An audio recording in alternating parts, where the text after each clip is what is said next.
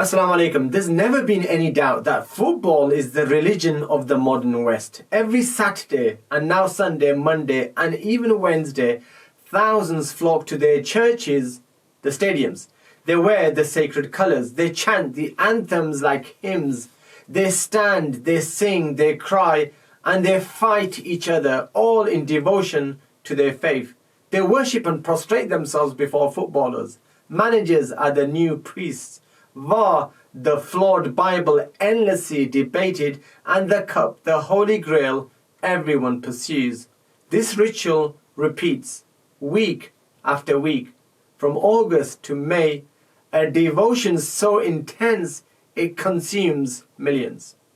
But when did Muslims start bowing before this false goddess of football?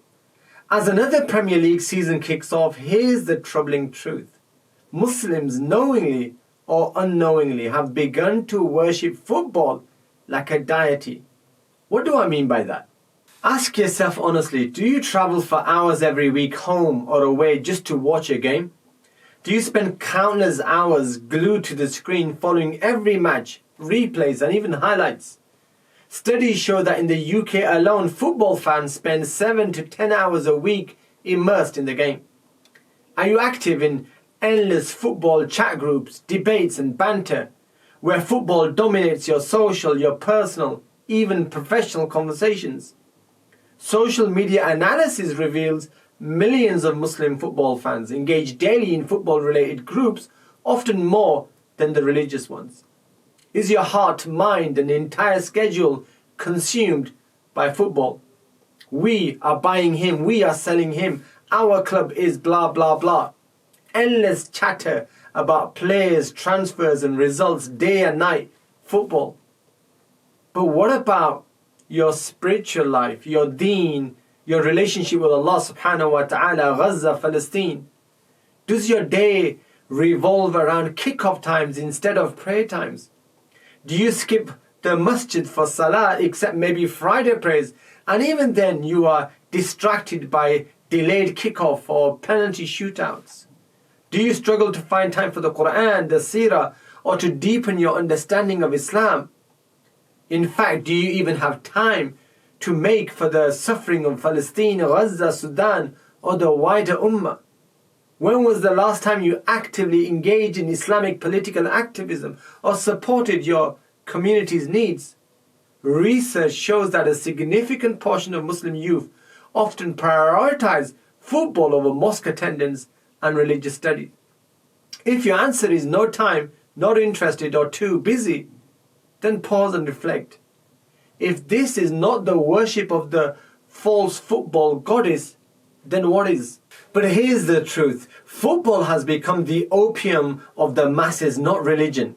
The Premier League alone rakes in over 5 billion annually from an empire of loyalty, devotion, and even slavery. These corporate football clubs don't just sell a game, they sell an illusion. They make you believe that this club is yours, our club, and so-called our teams. But it's all a carefully crafted deception. The goal? To enslave you to endless worship day and night.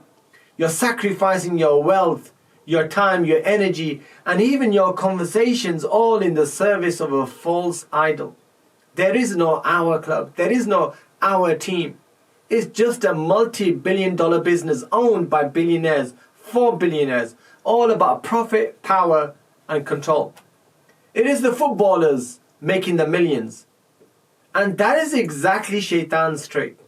To make you a slave to false worship, wasting your time, your effort, your wealth, and your priorities on an illusion.